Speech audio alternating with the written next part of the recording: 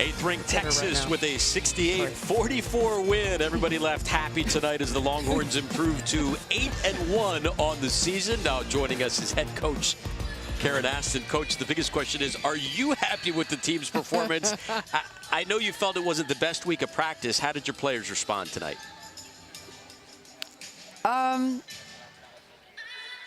I mean, it was a hangover, most definitely. We've had a couple of tough days of practice. It's not like we came home and said, okay, let's take a break. I mean, I've gotten after them the last couple of days, and we've tried to work on some things. So I would have guessed that we probably wouldn't come out here with our hair on fire today, and I hate to say that as a coach because you expect your team to play the same way all the time, but without Brooke and Jordan, two of our energy players, and me knowing that I was going to limit Ariel's time. I mean, I could have kept her on the floor. I mean, she could have went 12 for 12 and gotten 15 rebounds, but I do think that we've got to manage Ariel and make sure that she's healthy and ready to go when we start conference play. And she got dinged up a little bit in the Tennessee game, so I didn't want to overdo it with any of those guys that are playing significant minutes. And I thought it was a good opportunity because the game wasn't completely out of hand. I thought it was a good chance to be able to put those young guys in some rotations that eventually you hope that they're going to get into. But again, I expected a little bit of a flatline performance tonight just because we've had a tough week of practice, and they'll get tomorrow off and hopefully get rejuvenated. Some of them are in their last stretch of finals too, and I'm telling you, they'll look like different people when those finals are over.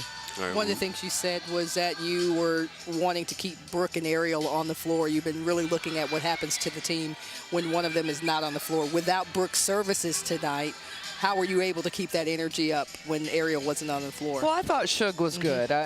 She made those last two little plays, kind of took away from her performance tonight because I thought she was really solid. And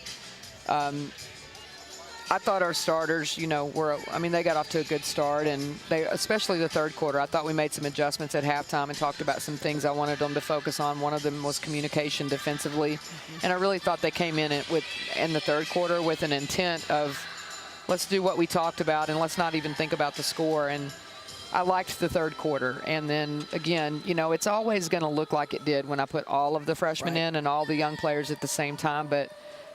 And I was trying to avoid that, but when I looked at the minutes, I'm just like, we've got a long way to go with this, and those guys are going to log a lot of minutes in Big 12 play, so it was good to be able to get the young kids some minutes. And it was a lot about teaching. I called a timeout one time, not to, just to say, what did we talk about in the last timeout, and what are we trying to run? And,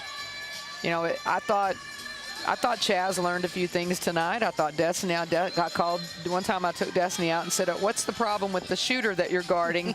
And she said, I'm just being late. I'm being too lazy. Well, that's a better answer to me than I've been getting for a couple of months. And I said, well, tell me what's happening to you. How can I help you? And she said, well, I think I'm just being lazy. And I said, well, no, you need to get in her hip. She's coming off of screen after screen. You're going to have to chase her the whole way. She was like, okay. So those are just things that I think along the way we've got to have some moments like that.